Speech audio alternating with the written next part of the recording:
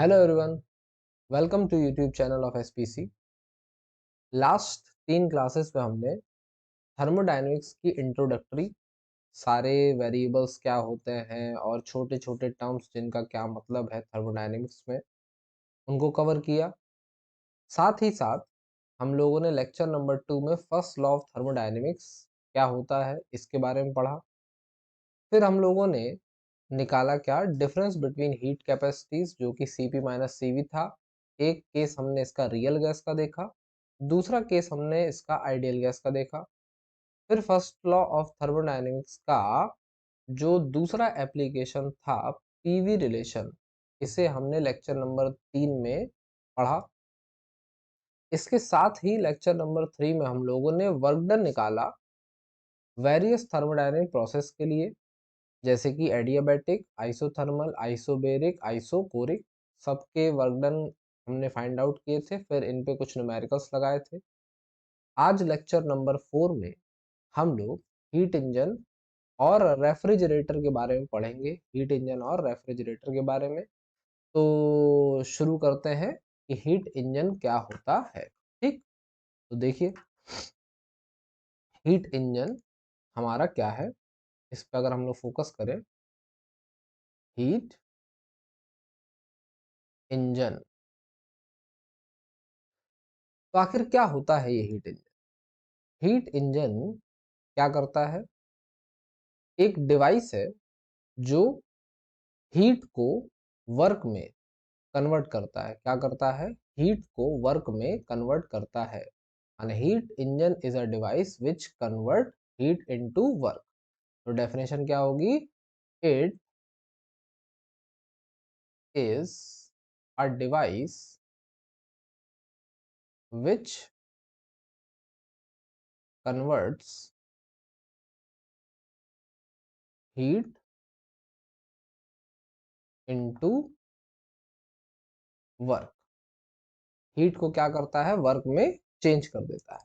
ठीक है, अब यहाँ पे होता क्या है, यहाँ पे होता ये है कि हम लोग बुलेट्स मार के कुछ पॉइंट्स इसके नोट करते हैं। क्या कि it operated between, it is operated between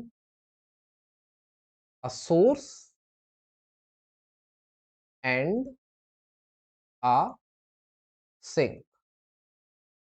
ठीक, थर्मोडायनेमिक्स में सोर्स का मतलब क्या होता है, थर्मोडायनेमिक्स का मतलब सोर्स से है। सोर्स क्या होता है, हॉट रिजर्वायर।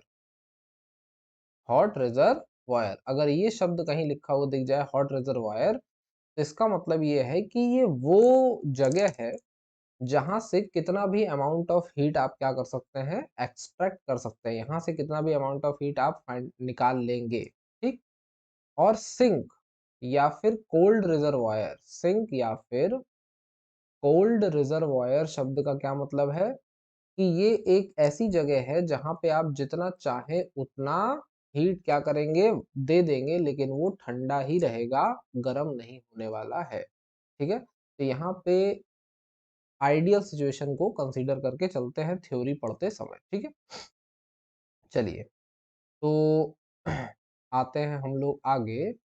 क्या कि दूसरा पॉइंट क्या है, इट कंटिन्यूअसली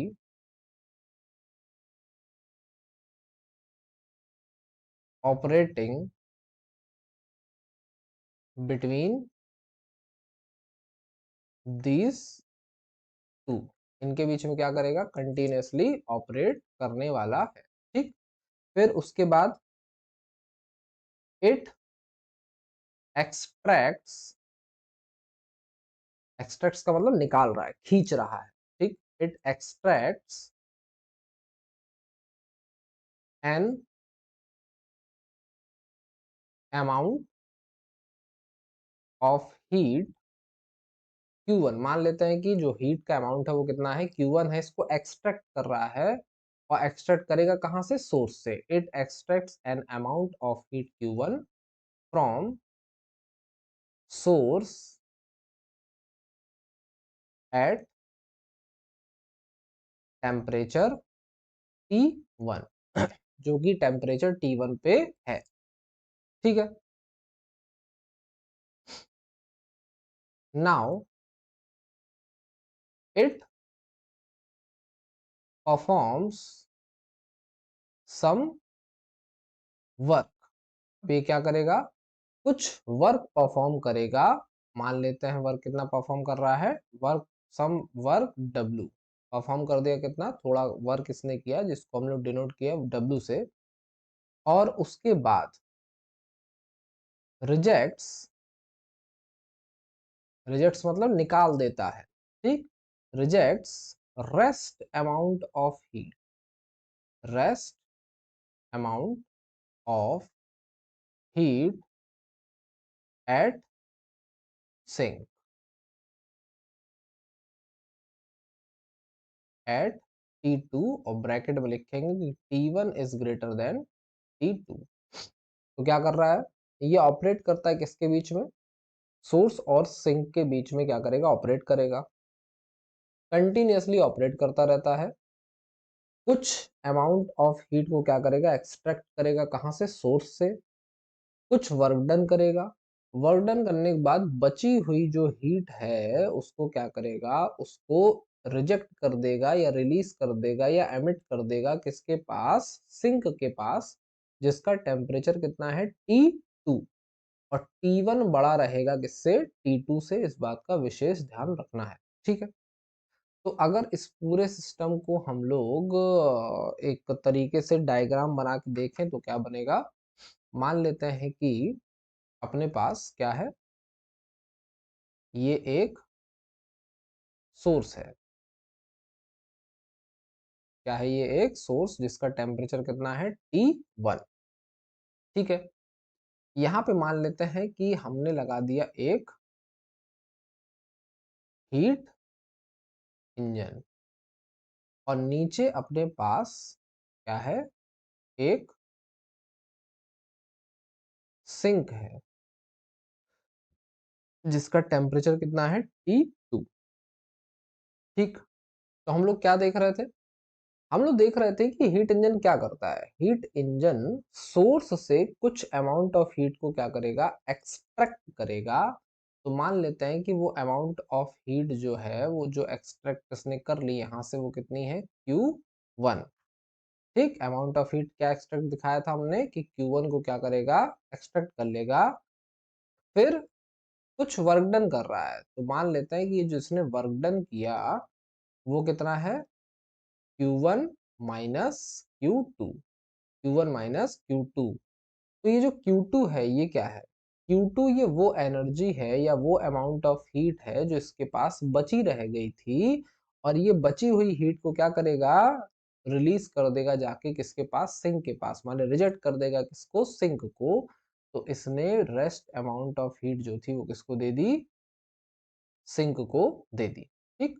तो ये पूरा एक डायग्रामेटिक व्यू है इसका, हीट इंजन का, कि कैसे वर्क करता है, सोर्स से हीट खींची और सिंक को ट्रांसफर कर दी, और वर्क कितना किया, Q1 माइनस Q2, ठीक। इसमें कोई आपत्ति नहीं होनी चाहिए। और अब देखते हैं कि इसकी एफिशिएंसी क्या होती है। अगर हम लोग बात करें कि एफिशिएंसी ऑफ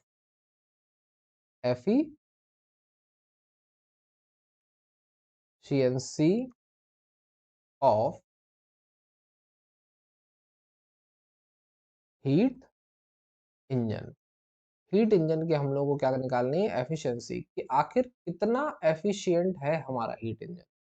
कहीं ऐसा तो नहीं कि हम लोग हीट इंजन से वर्क करा रहे हों और कुछ और ही सिचुएशन बन रही हो, उसकी एफिशिएंसी मान लीजिए बहुत ही कम है तो हमारे किसी काम का ही नहीं रह गया। इसीलिए एफिशिएंसी निकालना भी हमको आना चाहिए, ठीक।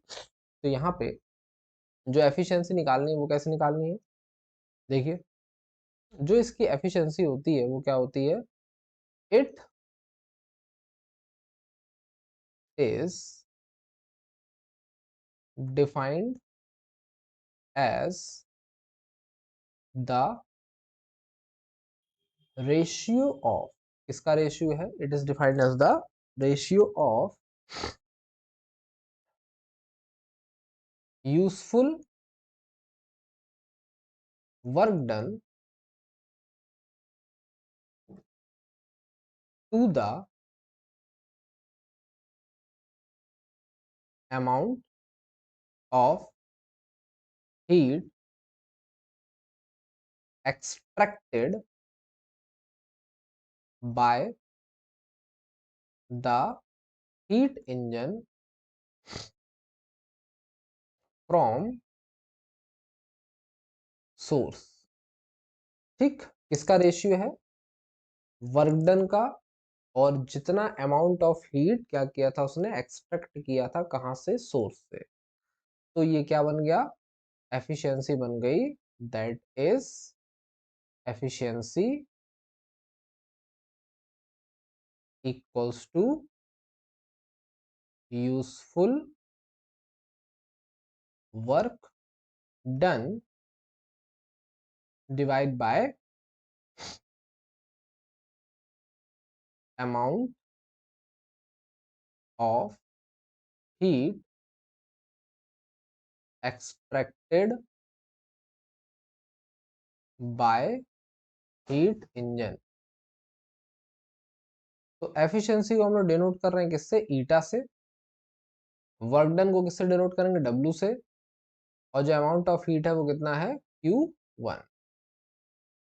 ठीक, लेकिन हम लोग तो जानते हैं, क्या देख रहे हैं डायग्राम में, कि जो W है वो किसके बराबर है? Q1 minus Q2। ठीक, तो अगर W Q1 माइनस Q2 के बराबर है, तो अगर हम लोग इसको यहाँ पुट कर दें कि ईटा इक्वल्स टू W की वैल्यू क्या है? Q1 minus Q2 upon Q1, और सेपरेट कर दे, डिवाइड। क्या कर दे? सेपरेट, अलग अलग इसको डिवाइड कर दिया जाए, तो ये क्या बन जाएगा? Q1 upon Q1 minus Q2 upon Q1। तो Q1 ने Q1 को क्या किया? कैंसिल, तो हमारा ईटा निकल के आएगा 1 माइनस Q2 अपॉन Q1। तो ये क्या है? Efficiency of heat engine. क्या है ये? एफिशिएंसी ऑफ हीट इंजन है। ठीक है, कोई दिक्कत नहीं है इसमें। अब सोचने वाली बात है कुछ, क्या, कि जब इसने सोर्स से कोई हीट खींची होगी, तो वो हीट Q1 है। कुछ इसने उस हीट से वर्क में, उस हीट को कुछ अमाउंट उसका वर्क में कन्वर्ट कर दिया। तो अगर कुछ अमाउंट वर्क में कन्वर्ट किया, तो उसके बाद जो बची हुई हीट होगी वो Q1 से ज्यादा होगी या Q1 से कम होगी? ऑब्वियसली Q1 से कम होगी। क्यों? क्योंकि Q1 में से ही कुछ अमाउंट ऑफ हीट को कन्वर्ट कर दिया गया है किसमें? W में। ठीक है, तो क्या होने वाला है अब, कि since Q2 is less than Q1, Q2 क्या है? लेस देन Q1 है। इसका मतलब क्या होगा? देयरफॉर ईटा इक्वल्स टू क्या था? 1 माइनस Q2 अपॉन Q1। और अगर Q2 छोटा है, बड़ा कौन है? Q1। इसका मतलब कि इसकी जो वैल्यू आएगी वो कैसी आएगी, कि ईटा हमेशा लेस देन होगा किससे? 1 से। ईटा क्या होगा? हमेशा लेस देन होगा किससे? 1 से। और अगर किसी कारण से क्या हो गया, Q1 और Q2 कहीं बराबर हो गए, क्या हो गए? Q1 और Q2 अगर कहीं बराबर हो गए, तो क्या होगा ऐसी सिचुएशन में? नोट क्या, कि efficiency of ideal heat engine, efficiency of ideal heat engine is unity. क्या होती है? यूनिटी होती है, माने कि ईटा कितना होता है इसका? 1। अगर एफिशिएंसी क्या है आइडियल हीट इंजन की हमें देखनी है, तो कितनी होगी? 1 होगी। ठीक है, ठीक है, कोई दिक्कत नहीं इसमें। मान लीजिए कि यहाँ पे एक क्वेश्चन दे देता हमको, क्या, कि कोई हीट इंजन है जिसकी एफिशिएंसी है कितनी? 2/3। कितनी दे दी एफिशिएंसी? 2/3 है। ठीक, Q1 की वैल्यू दे दी, Q1 का मतलब amount of heat absorbed by the heat engine from any source. तो Q1 तुमको दे दिया, मान लो कि 400 कैलोरी, ठीक। 400 क्या दे दिया, कैलोरी दे दिया। तुमसे कह रहा है कि फाइंड आउट करिए Q2, find Q2 and W। तो क्या करेंगे, हम लोग जानते हैं, क्या जानते हैं, हम लोग जानते हैं कि सिंस ईटा इक्वल्स टू क्या होता है, W अपॉन Q1। अगर eta equals to W upon Q1 है तो ईटा की वैल्यू पुट कराइए, कितना होगा 2/3, और W की वैल्यू हमें फाइंड आउट करनी है, जबकि Q1 हमें दिया है कितना 400। तो अगर यहाँ से क्रॉस मल्टीप्लाई कराएंगे तो 2 into 400 divide by 3 equals to क्या आएगा W। तो यहाँ से W इक्वल्स टू हमें कितना मिला 800 डिवाइड बाय 3। अब अगर 800 को डिवाइड करेंगे तो कितनी टाइम्स जाएगा, 3 2 जा 6, फिर बचा कितना 2 6 जा 18, फिर बचा 2 6 जा 18, 266.67 कैलोरी। ये क्या आ गया हमारा वर्क डन, ठीक है। अब पूछ रहा है कि यार एक काम करो, Q2 बता दो, क्या बता दो, Q2। तो Q2 बताने के लिए हम लोग क्या करेंगे कि सिंस W इक्वल्स टू क्या होता है Q1 माइनस Q2, तो W की वैल्यू हमने निकाली कितनी 266.67 इक्वल्स टू Q1 कितना है 400 कैलोरी माइनस Q2। तो यहाँ से Q2 को भेजते हैं इस तरफ, 266.67 को ले आए इस तरफ, तो कितना हो जाएगा Q2 इक्वल्स टू 400 माइनस 266.67, ठीक है। अगर 400 में से 266.67 को माइनस करना है तो आंसर कितना आएगा, आंसर हमारा आएगा 266.67 है तो 133.33 कैलोरी। ये आ गया कितना हमारा Q2, ठीक।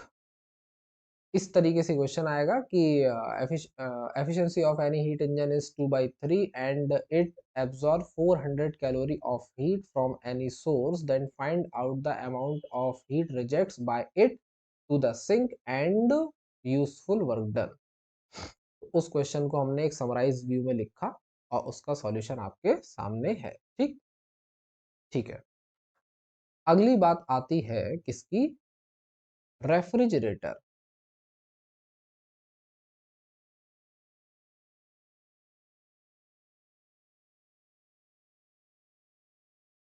क्या होता है भाई refrigerator,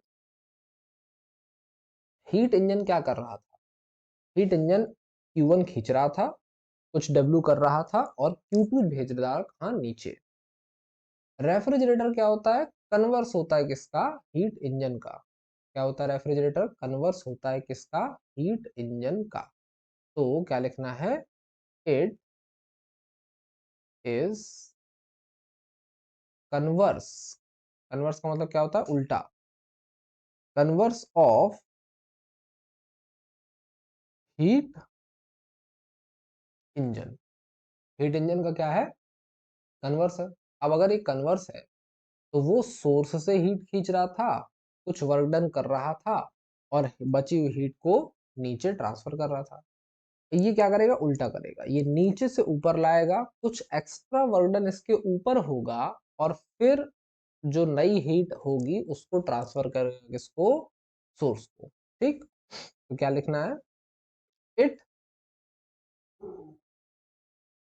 is defined as, it is defined as, या ऐसे लिख देते हैं,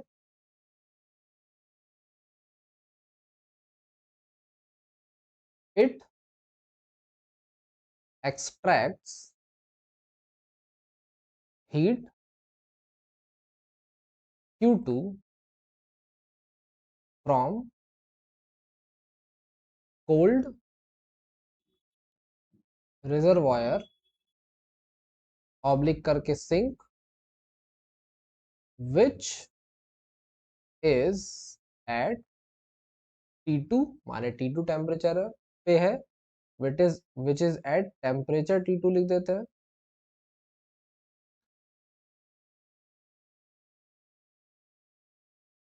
सम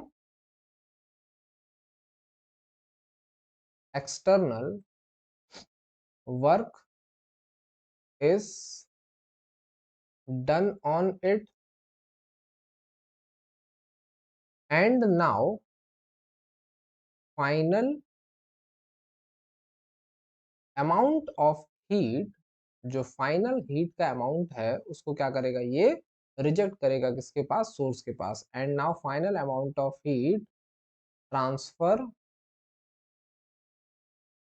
transferred by it to the source at temperature T1। इसको दे देते हैं टेम्परेचर T2 है, और ये वाला बन गया क्या, टेम्परेचर T1।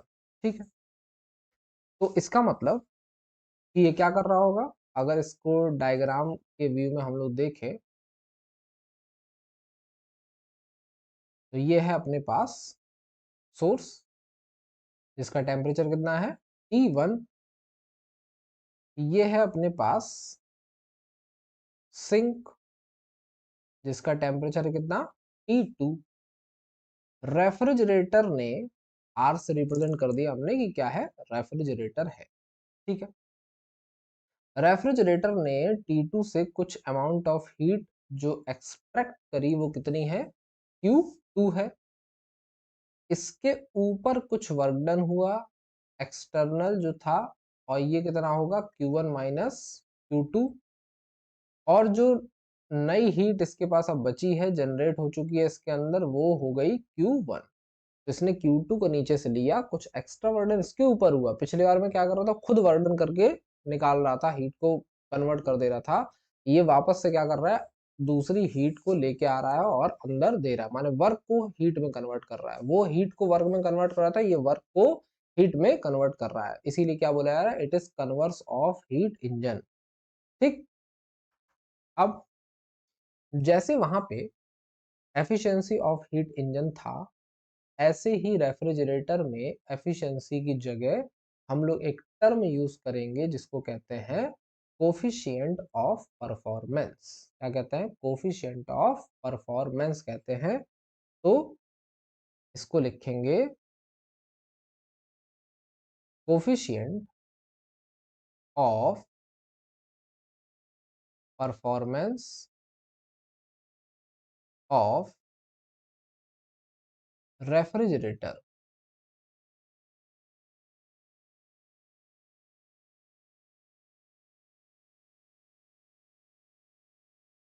तो रेफ्रिजरेटर का हम लोग क्या निकालने जा रहे हैं, अब कोफिशिएंट ऑफ परफॉर्मेंस निकालने जा रहे हैं। वहां पे ईटा क्या था, ईटा वहां पे था W/Q1।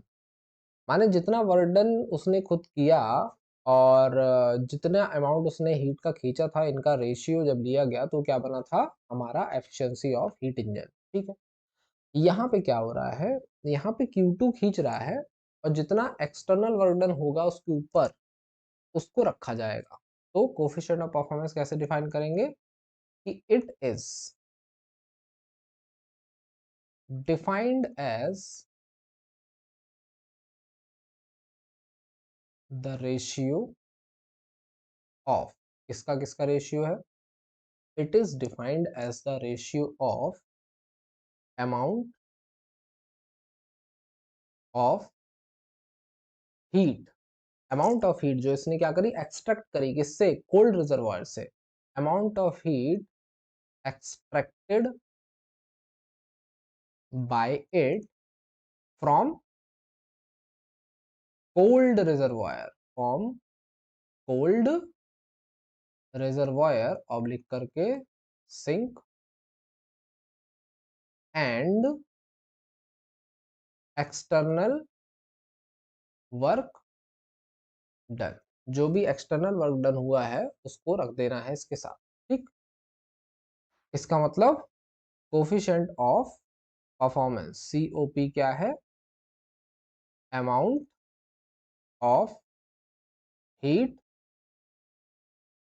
Extracted by it from sink. Sink से जितनी इसने क्या करी, हीट को एब्जॉर्ब किया है, और एक्सटर्नल वर्क डन का जो रेशियो है वो क्या है हमारा? Coefficient of performance. ठीक है, अगर ऐसा है तो हम लोग एक काम करते हैं, कोफिशिएंट ऑफ परफॉर्मेंस को डिनोट कर देते हैं बीटा से या एप्सिलॉन से। दोनों में से जो आपको अच्छा लगे, खूबसूरत लगे, उससे हम लोग क्या कर सकते हैं? डिनोट कर सकते हैं। दोनों ही सही है। तो एप्सिलॉन या बीटा से क्या कर दिया हमने? इसको डिनोट कर दिया। ठीक, अब अब क्या करना है? Amount of heat extracted by it from sink. तो कितनी अमाउंट इसने एब्जॉर्ब करी थी, एक्सट्रैक्ट करी थी? Q2। और वर्क डन कितना किया था? W। तो एप्सिलॉन या बीटा इक्वल्स टू कितना हो गया? Q2 upon W। अब W क्या था? सिंस W इक्वल्स टू तो क्या है? Q1 minus Q2। तो इसका मतलब एप्सिलॉन कितना हो जाएगा?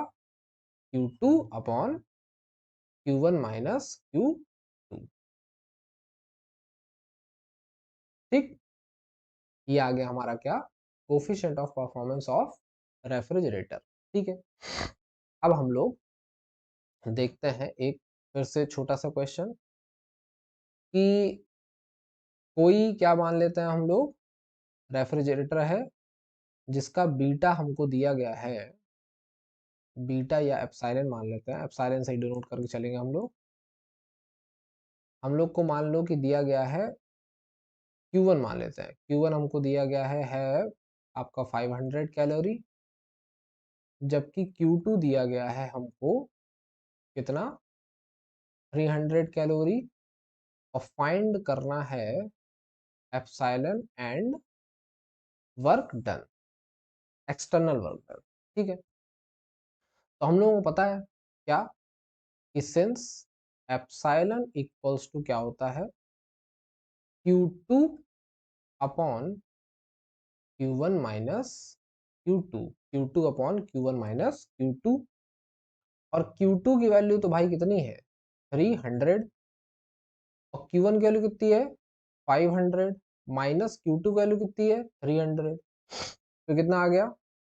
300 डिवाइड बाय 200। जीरो से जीरो कैंसिल होगा, कितने बचे? 3/2। तो एप्सिलॉन जो है हमारा वो कितना आ चुका है? 3/2 आ चुका है। अब बची बात किसकी? W की। Now external work done W अगर हमें फाइंड आउट करना है तो ये क्या होता है? Q1 minus Q2। तो Q1 कितना था? 500 कैलोरी। Q2 कितना था? 300 कैलोरी।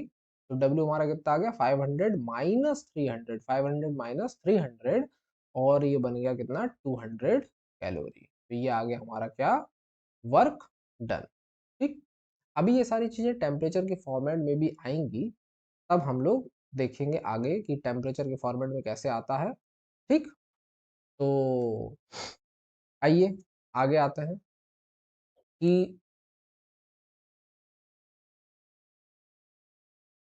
नोट में देखते हैं कि जो एफिशिएंसी होती है ईटा, वो क्या होती है? 1 माइनस Q2 अपॉन Q1। लेकिन आगे अभी कार्नोट इंजन एक आएगा, अगले लेक्चर में हम लोग कार्नोट इंजन के बारे में पढ़ेंगे। तो वहां पे देखेंगे कि जो ईटा होता है वो 1 माइनस क्या होता है? 1 माइनस T2 अपॉन T1 होता है। तो कार्नोट इंजन भी क्या है? एक हीट इंजन होता है।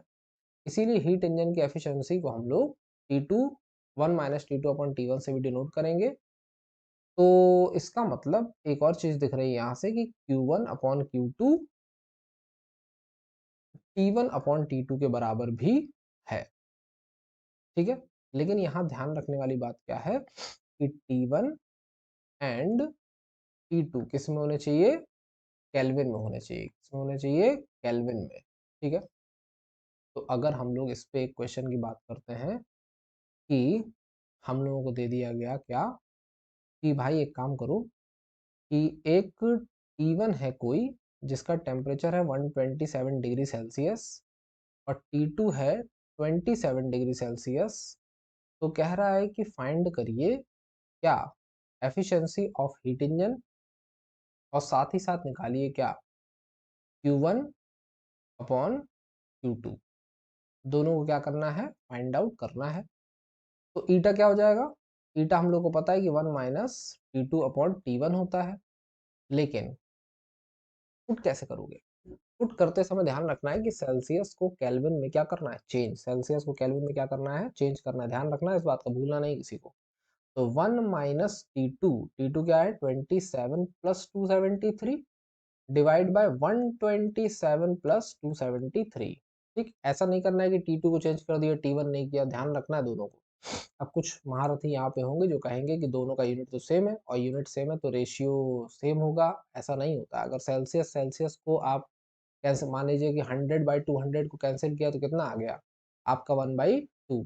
लेकिन अगर यहीं पे केल्विन में इसको चेंज कर देते 100 प्लस 273 डिवाइड बाय 200 प्लस 273 तो ये रेशियो 1/2 नहीं आएगा। ठीक है, तो यहाँ पे हमने इसको सॉल्व किया। 1 माइनस 273 प्लस 27 कितना हो गया 300 डिवाइड बाय 127 प्लस 273 कितना हो गया 400।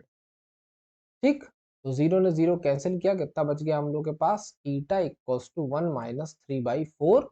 तो एलसीएम लिया 4 माइनस 3 डिवाइड बाय 4 कितना आ गया 1/4। माने ये क्या है, एफिशिएंसी ऑफ हीट इंजन आ गई कितनी 1/4। और फिर क्या निकालना है Q1 अपॉन Q2। क्या निकालना है Q1 अपॉन Q2। तो अगर Q1 अपॉन Q2 निकालना है तो क्या होता है T1 अपॉन T2 के बराबर।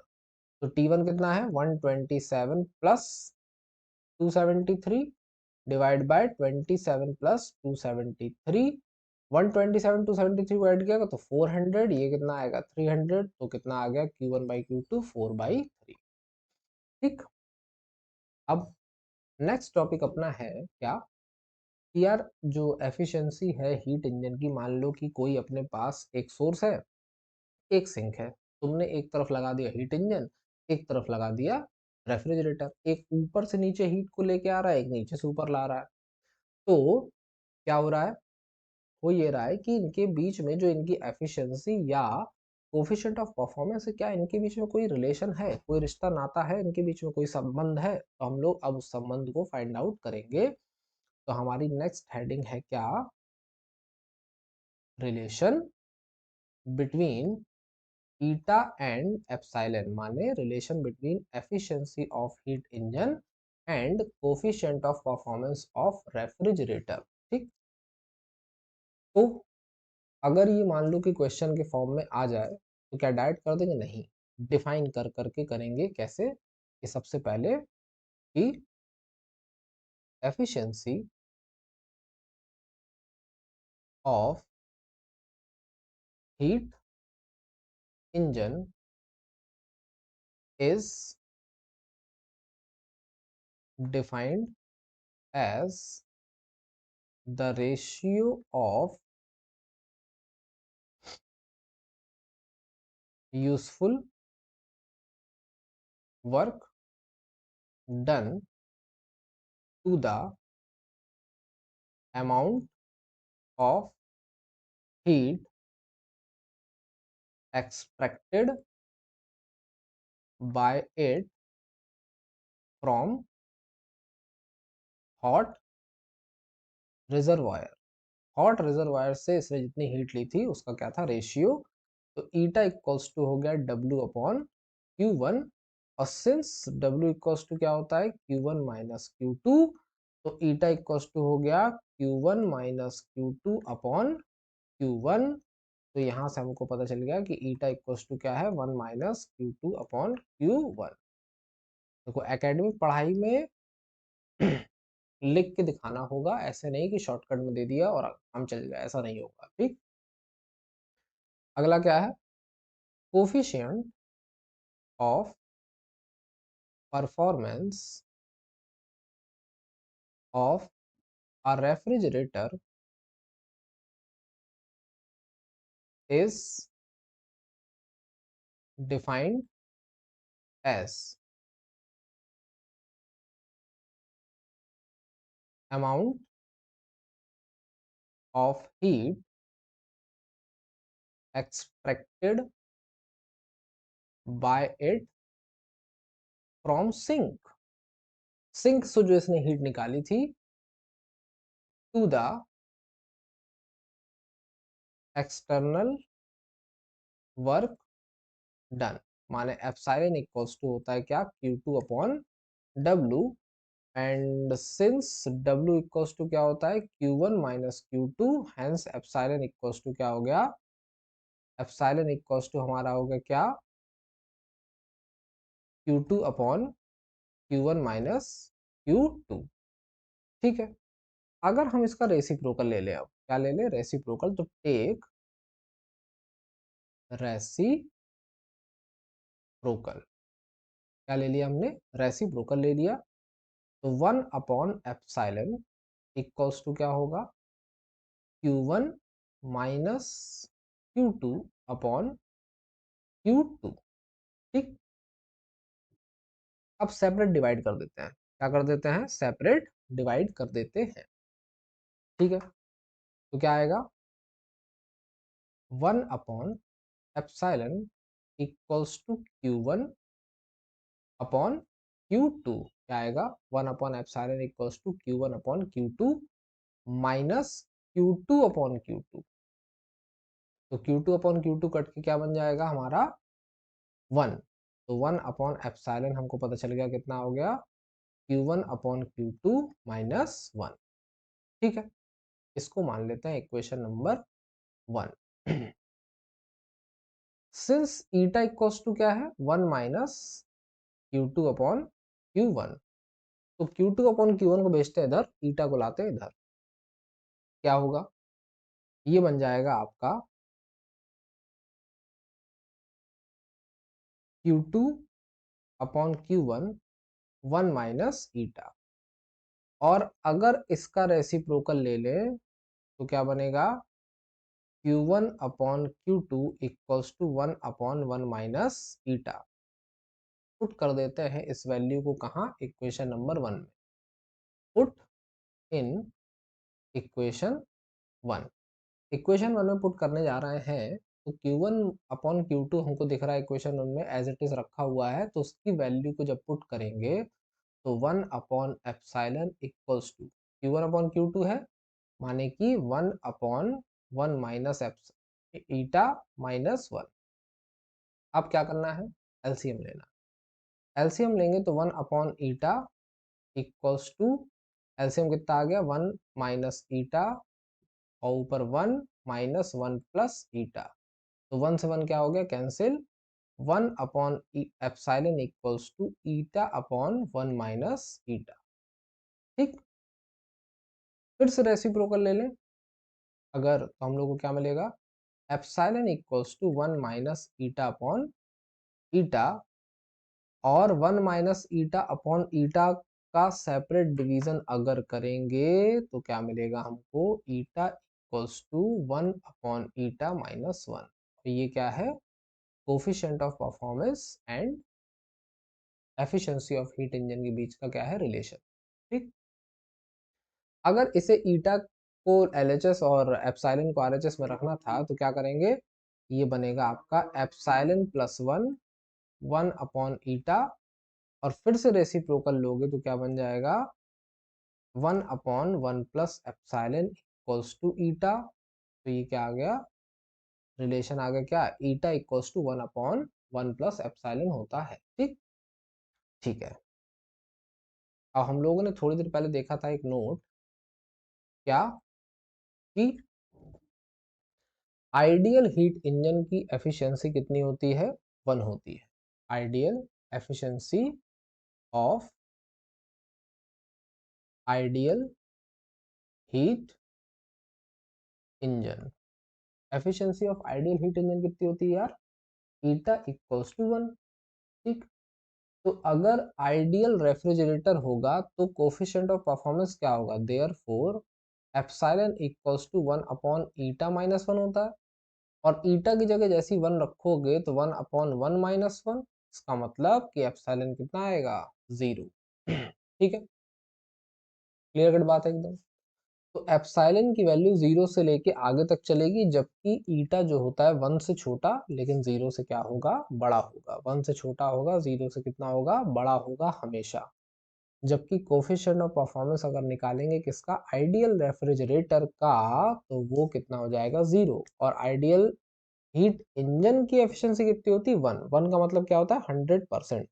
ठीक, चलो अब आ गए कि हमको एक क्वेश्चन दे दिया कि यार एक काम करो, तुम निकालो कोई हीट इंजन है जो ऑपरेट कर रहा है T1 equals to 227 degree Celsius पे, और T2 इसका है 27 डिग्री सेल्सियस। तुमसे उसने कह दिया कि एक काम करो जरा, ईटा और एप्सिलॉन को फाइंड आउट करो। क्या करो, ईटा और एप्सिलॉन को फाइंड आउट करो। तो हम लोग क्या करेंगे, हम लोग निकालेंगे सबसे पहले कि since we know that eta equals to क्या होता है, 1 माइनस T2 अपॉन T1। और 1 माइनस T2 अपॉन T1 अगर है तो 1 माइनस T2 की वैल्यू कितनी है, 227 प्लस 273। क्यों ऐड किया, क्योंकि सेल्सियस को केल्विन में चेंज करना था। अगर सेल्सियस को केल्विन में चेंज नहीं करेंगे तो क्वेश्चन क्या हो जाएगा, गलत। ठीक है, फिर नीचे एक सेकंड, यहाँ पे क्या रहेगा, केवल 27 T2 का है। फिर नीचे क्या आएगा, 227 प्लस 273। ठीक है, ऐड कर दो। जैसे ही ऐड करेंगे तो ईटा इक्वल टू क्या हो जाएगा, 1 माइनस 273 प्लस 27 कितना हो गया, 300। जबकि 227 प्लस 273 हो गया 500। तो 5 के 2 0, 3 के 2 0 कैंसिल हो गए, बचे कितना, 1 माइनस 3/5। एलसीएम आ गया 5। 5 बन जा 5 माइनस 3 2। तो ये क्या आ गई हमारी एफिशिएंसी ऑफ हीट इंजन। ठीक है, अब हम लोगों ने देखा था कि सिंस एप्सिलॉन इक्वल्स टू क्या होता है, 1 अपॉन ईटा माइनस 1। क्या होता है एफिशिएंसी, 1 अपॉन ईटा माइनस 1 होती है। अगर ये 1 अपॉन ईटा माइनस 1 है, तो जैसे हम लोग इसकी वैल्यू पुट करेंगे तो 1/2/5 माइनस 1। तो 5 पलट के कहाँ जाएगा, ऊपर। तो कितना आ गया, 5/2 माइनस 1। और 5/2 माइनस 1 का मतलब एलसीएम कितना आएगा, 2। और 5 माइनस 2 इक्वल्स टू 3। तो एफिशिएंसी कितनी आ गई है, 3/2। जबकि कोफिशिएंट ऑफ परफॉर्मेंस कितना आ गया, 3/2। जबकि एफिशिएंसी ऑफ हीट इंजन कितनी आ गई, 2/5। ठीक है, तो ये हमारे दोनों क्या हो गए, इसके आंसर हो गए। क्लियर कट बात है एकदम। चलिए अब देखते हैं कि शुरू से हम लोगों ने क्या क्या देखा आज।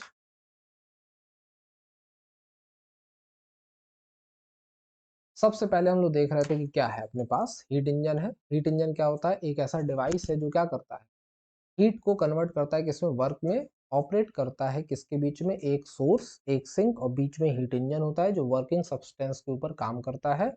माने हीट इंजन के 3 पार्ट होते हैं, एक सोर्स, एक वर्किंग सब्सटेंस और तीसरा सिंक। ठीक है, अगर मान लीजिए ऑप्शन में आएंगे कि क्या क्या इसके कंपोनेंट होते हैं, तो 3 कंपोनेंट होते हैं। कौन कौन से, एक होता है सोर्स, एक होता है वर्किंग सब्सटेंस, एक होता है सिंक। ठीक है, ये क्या करता है, किसी सोर्स से Q1 अमाउंट ऑफ हीट को लिया, कुछ वर्क डन किया, और रेस्ट अमाउंट ऑफ हीट को क्या किया इसने, रिजेक्ट कर दिया किस पे, सिंक पे। फिर डायग्राम में दिखाई गई यही बात, Q1 ले रहा है, कुछ W कर रहा है, और Q2 को नीचे छोड़ दे रहा है।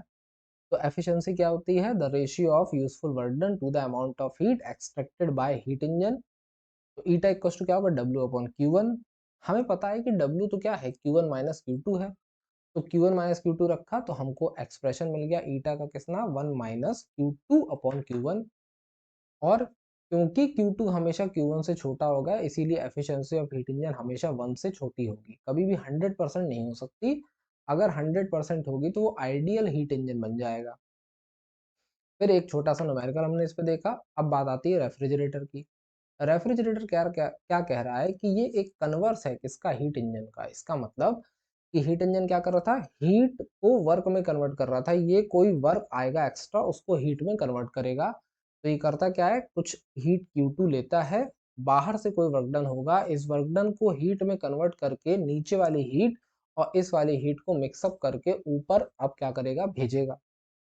ठीक है, तो जैसे वहां पे एफिशिएंसी थी वैसे यहाँ पे क्या है, coefficient of performance of refrigerator है। ध्यान रखना है क्या है, coefficient of performance of refrigerator.